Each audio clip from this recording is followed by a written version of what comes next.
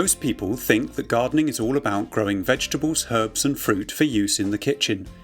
But there are many other crops that can be grown successfully at home, and one of the most rewarding is M&Ms. Whether you want to encourage your children into the garden or you simply have a sweet tooth, M&Ms are one of the few sweet crops that, with a little care and attention, can yield a great harvest. If you've got children who want to get involved in the garden, there's nothing better than getting them to grow something as simple as M&Ms. Dad, please can we plant some M&Ms? It's important to prepare the soil well and to make sure it's weed-free to give the plants the best chance of drawing up the moisture and nutrients they need. Just plant around about 4 per square foot is about much. If you do more than that, they won't grow so well. So you make a hole just about 3/4 of an inch deep. Doesn't matter which colour M&Ms you use when you're actually planting them. Whatever the colour is of the one you plant, it won't be the ones that actually develop in the pods, as you'll see a little bit later. So we put 1 into each hole, and I've got the 4 in there. Then cover them, just damp them down lightly, and then you want to give these a good watering. Just keep making sure that the soil is kept damp, and those should germinate in around about 1 week. When working out how many M&Ms to plant, you can use our garden planner, which automatically shows the correct spacing. For example, in this raised bed, I can add a row of 10 M&M plants, adding trellis for the plants to grow up. Alternatively, switch to square foot gardening mode to add a square of 4 plants.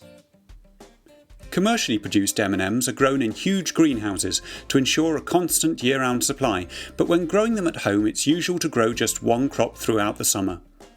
The most important thing is to sow them at the right time, and our garden planner can help calculate the correct dates using data from weather stations in your area. When you click the Plant List button, the garden planner calculates the range of planting dates appropriate for your location. However, M&Ms are unique, as no matter where you live, they need to be planted on the first day of April for maximum chance of success, as shown by this green bar. The system then calculates how long they will take to mature, depending on how hot summers are in your area. When growing M&Ms, you need to make sure that you keep the soil at the bottom moist, but that you also don't allow the plants to kind of trail along it, because if you do, the M&Ms will get full with dirt, and that's not a pleasant experience in your mouth.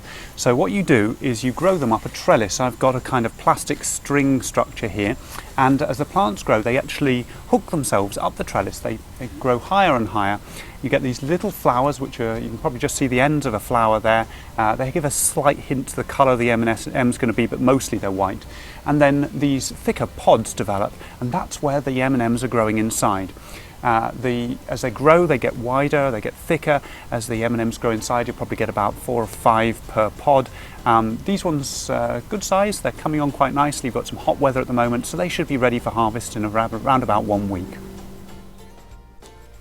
As you can see, this M&M plant is developing really well.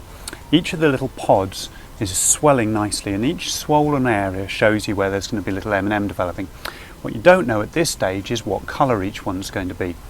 You don't know that because if you open them up too early, you'll end up with just sort of an oozy chocolate coming out. It's not until right at the last stage that the sugary coating around the outside develops and they start to get their distinctive colour. I've actually got one here that is ready, and as they get ready for harvest, what happens is you just pick the pod like that and they start to burst out, and you can see this one's really got the colours developed. You'll often get browns, greens are very common as well. The oranges and reds, that's good. If you had a particularly hot summer like we've had this year, you'll often get the oranges and reds. The ones I've had difficulty growing are the blues.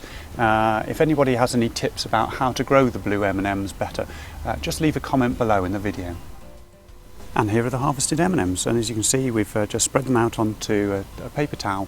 They're drying in the sunshine. They're still just a little bit sticky, but just as soon as they've glazed up and they've got dry, they'll be ready to store and enjoy over the next few days. M&Ms need to be kept in a cool, dry place out of direct sunlight. An airtight container like this is best, but any dry container will do.